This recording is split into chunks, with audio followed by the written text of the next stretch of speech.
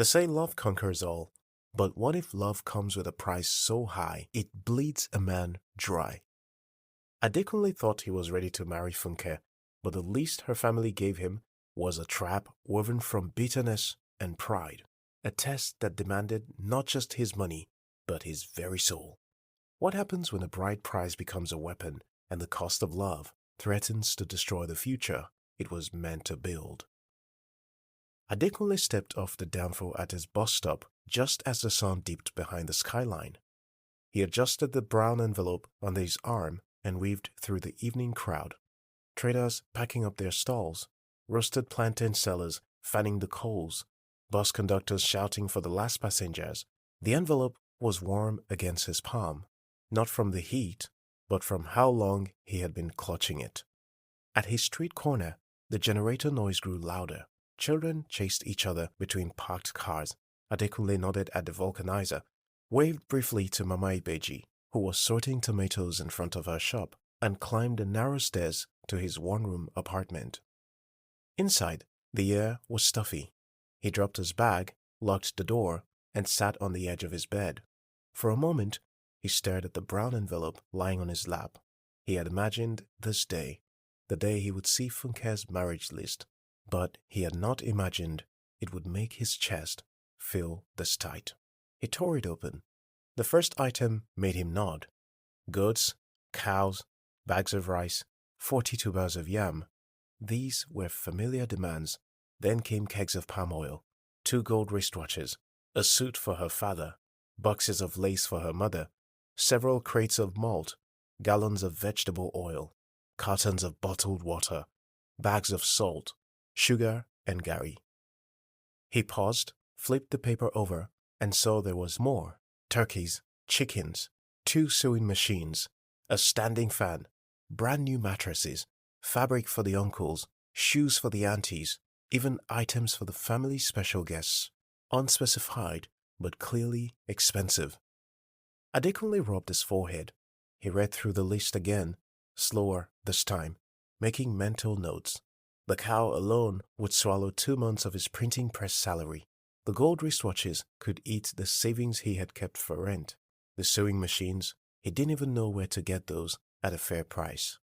He reached for his small notepad from the shelf and began to jot figures beside each item, scratching with his biro.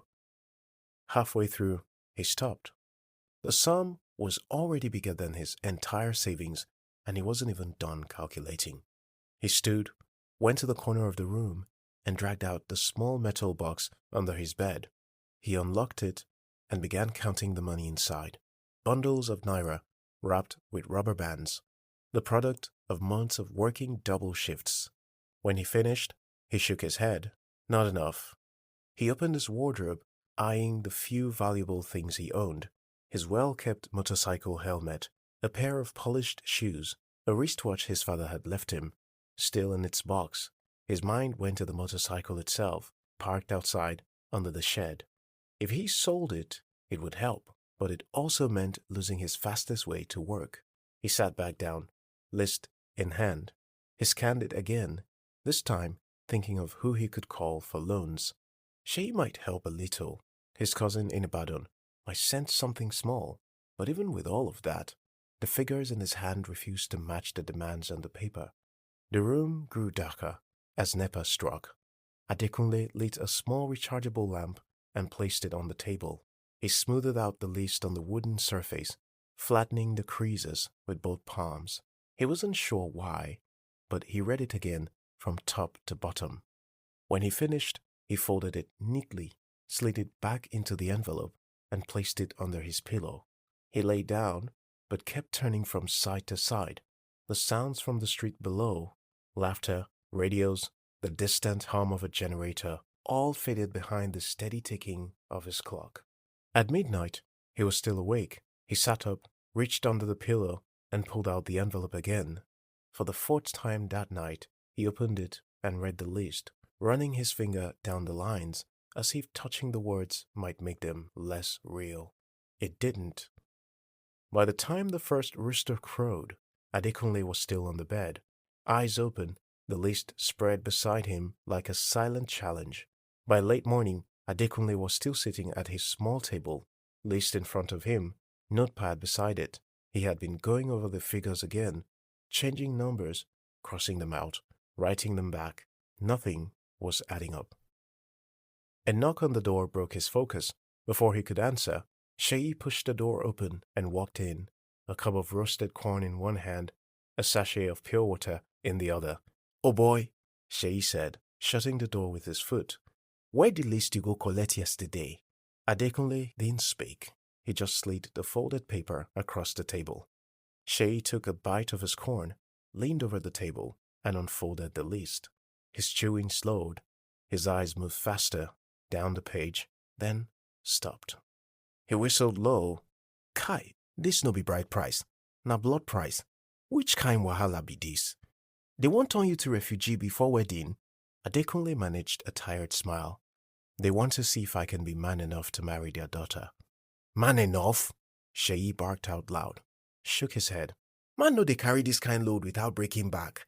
My guy, you go sell that to your bike oh." Adekunle's fingers drummed lightly on the table. He didn't answer. Sheyi tore another chunk of corn with his teeth. "You hear me so? Start with that bike and no waste time. The longer you delay, the more the price go rise.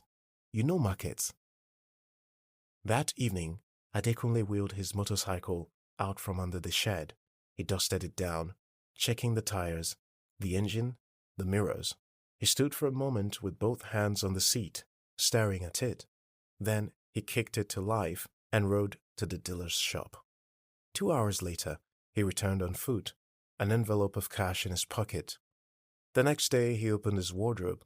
One by one, he removed the polished shoes, the well-folded shirts, the gold-colored cufflinks he had worn only once. He laid them on the bed, then packed them neatly into a box.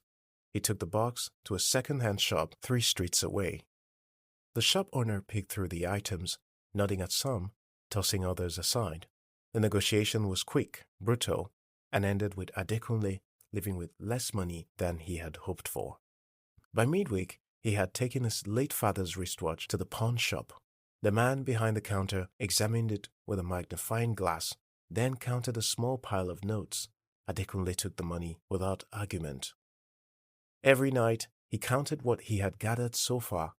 Every night, the gap between what he had and what the list demanded still yawned wide. It was during one of these late-night counts that his phone rang. Funke's name flashed on the screen. He answered quickly. Her voice was low, hesitant. "Kunle, my uncle says if you can't meet everything, they'll call off the marriage." Adekunle closed his eyes, pressing the phone tighter to his ear. "But," she continued, "he also said if you personally honor him, he can convince the others to reduce it." Adekunle's brows knit. "Honor him? How?" There was a pause on the line. He could hear her breathing. "I don't want to say it," she murmured at last. "Just please try. I've waited long for this. Don't fall my hand." The line went dead before he could ask for more. Adekunle sat there, phone in hand, staring at the floor. The list was already bleeding him dry. Now there was another price, one not written on paper. That same night, after the phone call, Adekunle moved faster than usual. He piled every bit of cash, every small item he could find, into a battered suitcase. Clothes, shoes, the pawnshop receipt tucked inside his wallet. Everything that was already sold or set aside went into a corner. He felt the weight of it all pressing against his chest, but he didn't let it show. He locked the door behind him and went to the corner store to buy a small padlock, then secured the suitcase under his bed. Tomorrow, he promised himself, tomorrow he would start to find a way to honor Funke's uncle, whatever that meant. But that night, Adekunle's sleep was shallow and haunted. Around 2 a.m., the creak of a window sliding open jerked him awake. For a moment, the silence of his room fought with the pounding in his ears. The shadows moved, quick and practiced. He froze. The door to his wardrobe rattled. The small metal box under the bed was yanked out. The suitcase, his last hope, was grabbed without hesitation. A cloth was stuffed over his mouth before he could shout. Hands rifled through his possessions, pockets emptied, the lamp knocked on the floor. He struggled, but it was no use.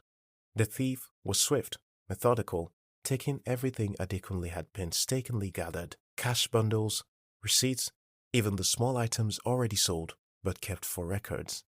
The figure slipped out the same way it came in, the open window, disappearing into the night. Adekunle lay gasping on the floor, heart pounding, the cold sting of loss settling deep. Morning came with a harsh sun and a harsher truth. The price wasn't just heavy, it was stealing away his very chance at hope. He looked at the empty space under his bed. No suitcase, no money, no receipts. Only silence. Adekunle sat by the cracked window, watching the sun rise over the noisy street. The suitcase was gone, and with it, everything he had fought to gather. His hands trembled as he rubbed his eyes, the feeling of defeat settling like a stone in his chest. He didn't tell Funke. How could he? The words felt too fragile to speak aloud. Instead, he went downstairs where Mama Ibeji was already outside, sweeping her porch. The older woman glanced up, eyes narrowing as she caught sight of him. She didn't smile, not today. Mama Ibeji, Adekunle greeted, voice rough. She paused, then muttered, "You know, many don't understand the price before they pay it, especially with that family." Adekunle frowned. "What do you mean?" She leaned on her broom, lowering her voice. "Last man we try marry from that side, e no end well for am. They say the uncle is no small person." He swallowed hard, the old woman's words curling around his fear like smoke. "Be careful, Kunle," she said quietly. "Some shadows are longer than the night." That evening, desperation tightened its grip. Adekunle returned to the pawn shop, his shoulders heavier than the last time. The worn box holding his late father's wristwatch felt like a lifeline and a shackle all at once. The pawnbroker barely looked at him before handing over a smaller bundle of notes this time. "Your bike no sell finish?" the man asked, folding the money with a smirk. Adekunle forced a tired smile. No choice.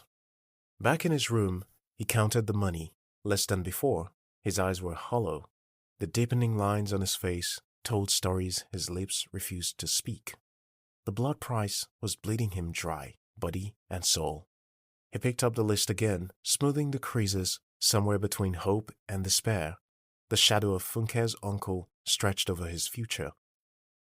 The sun was high when Adekunle arrived at Funke's family compound. The air buzzed with life. Bright fabrics shimmered under the glimmering light. Children darted between adults, and the scent of spicy jollof rice mingled with fresh palm wine. Colorful banners fluttered from the trees, and the pounding rhythm of drums echoed through the yard. But beneath the celebration, tension wrapped itself tightly around every smile. It was the traditional marriage day. Adekunle's footsteps slowed as he approached the elders' seating area. The carved wooden chairs sat in a semicircle under the shade of a large Iroko tree. The occupants, an unspoken tribunal, faces he had seen only in glimpses before. Stern, watchful, eyes sharp as hawks. He carried with him the envelope, thin, worn, and with heavy expectation. As he stepped closer, the chief elder's voice cut through the chatter. "Adekunle, present the items you have brought us, as agreed." One by one, names and goods were called out: cows, turkeys, sewing machines, each item scrutinized, weighed and measured by the watchful elders. The nods and murmurs were quiet but unmistakable. The pile of goods beside them was smaller than expected. Whispers spread like wildfire. The uncle sat stiffly at the center, his gaze like a hawk's, sharp and unforgiving. He leaned forward and asked pointedly, "Where is the full item that's on this list? More so, how about the sum you promised?" Adekunle's throat tightened. He swallowed hard, eyes flickering from face to face, searching for mercy. I tried," he said, voice low but steady. "I gathered what I could." Voices rose, accusations like arrows. "How can this be? The list was clear," one elder demanded. "This is not enough. What kind of man comes with half the item?" Another scorned. Adekunle's hands trembled as the uncle's shadow loomed larger. Where's the last envelope? The one I specifically asked for. Adekunle hesitated, then reached slowly into his pocket, pulling out a small, folded envelope. Before the uncle could snatch it, a commanding voice thundered through the crowd. Enough! Baba Ade, Funke's uncle, stepped forward, face flushed, eyes blazing. The compound fell silent, the elders' angry murmurs dying to the hush.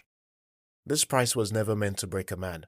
Marriage is not a debt to be collected with threat and silence. We are family, not merchants.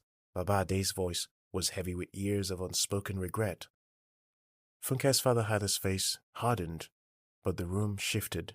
Murmurs turned into nods, but some elders whispered their dissent. The fragile unity of the family cracked open, revealing old wounds.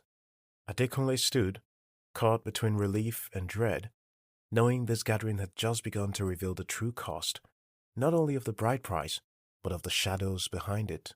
Baba Ade's voice cut through the mounting uproar like a sharp blade. Listen well, he said, stepping closer, his eyes scanning the crowd. Funke's mother was married free of charge. No cattle, no gold, no palm oil. Why? Because of a favor my father did long ago for her family.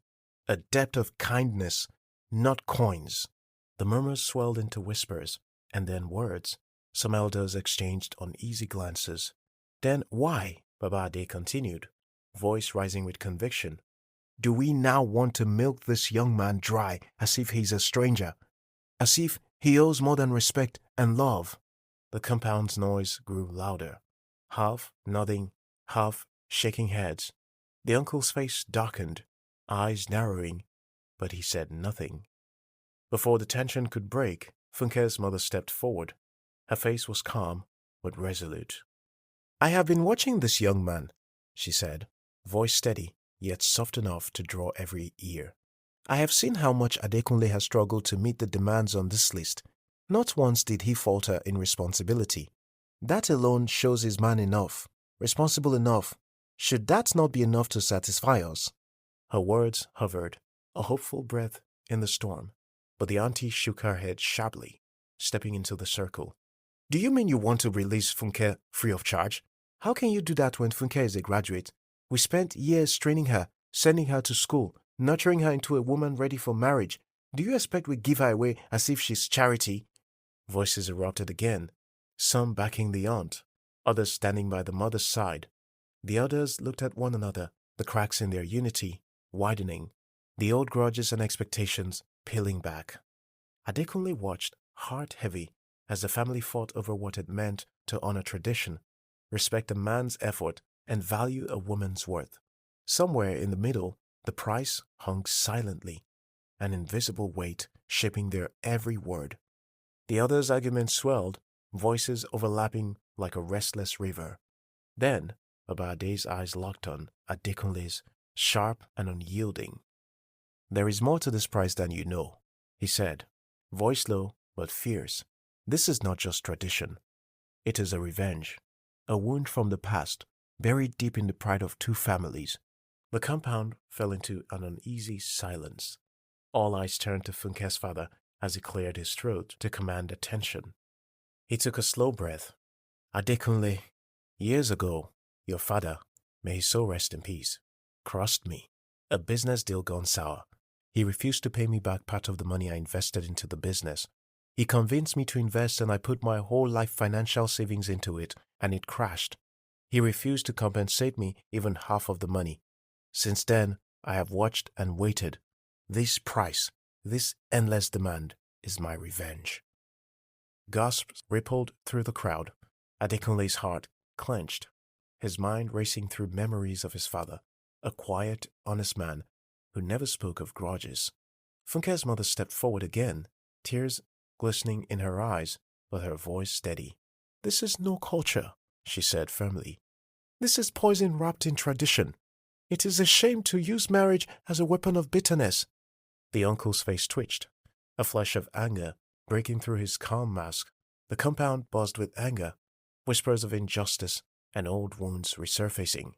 Adekunle stood quietly amidst the storm, the weight of history settling heavily on his shoulders. The blood price was no longer just about goods and money.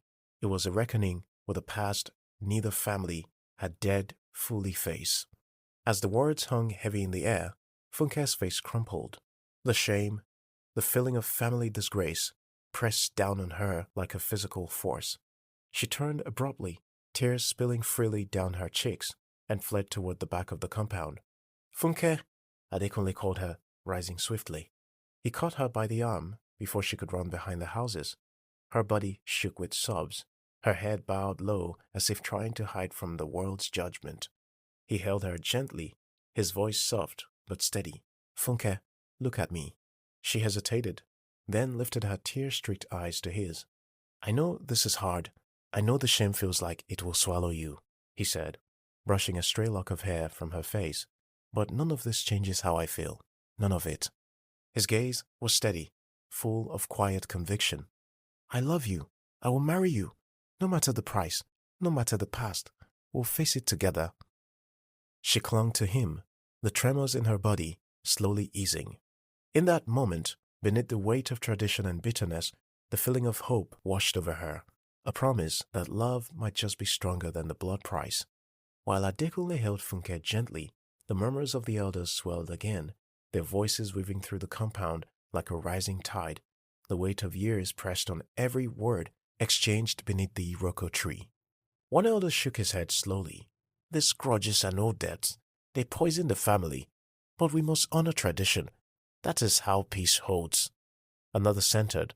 But tradition is not meant to kill love or break a man. We forget sometimes the spirit behind the law. The uncle's voice rose, firm and unyielding. If we let go of the past, what stops others from breaking our home again? The price must be paid, or there's no respect. From the side, another elder whispered, But what of young couple? They stand here, ready to join their lives. Is that not a chance for healing?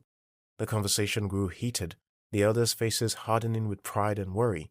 The clash between justice and mercy, pride and grace, echoed loudly. Back where Funke and Adekunle stood, she wiped her tears and looked up to her uncle, the man who held the power to shatter or build. Please let the past rest. We're not here to reopen old wounds, but to build a future.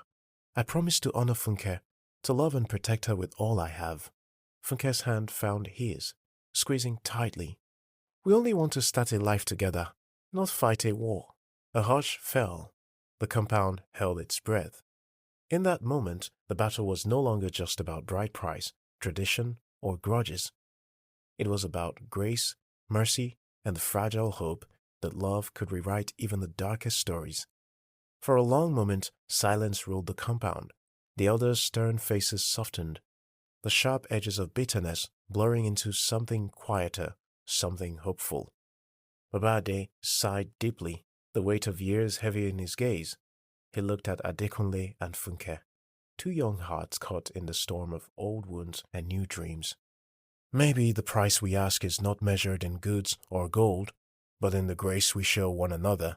This family must heal before it can grow. The uncle nodded reluctantly, the fire in his eyes dimming.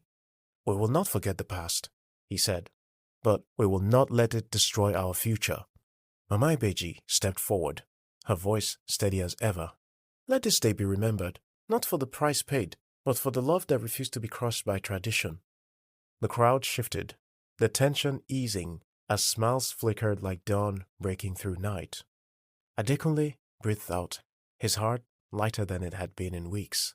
Funke smiled through tears, hope blossoming in her eyes. Together, hand in hand, they stepped forward into the waiting embrace of family, imperfect, broken but ready to grow. The blood price had been heavy, but love was heavier still. And today, love had won. And so the truth was laid bare. The bride price was never about tradition. It was about revenge, old wounds, and the shadows of pride. Yet, in the middle of the storm, Adekunle and Funke chose love, refusing to let bitterness write their future. The elders' grudges cracked. Mercy found a place where money and cattle could not. In the end, the real price was not measured in gold, goats, or sewing machines, but in the grace to forgive and the courage to build anew. Their love proved heavier than revenge, stronger than tradition, and powerful enough to break the blood price. And now, I ask you, what do you think? Should love ever be weighed into money or tradition? Share your thoughts in the comments. Like this video if it moved you, and don't forget to subscribe for more stories that reveal the battles between love, culture, and destiny.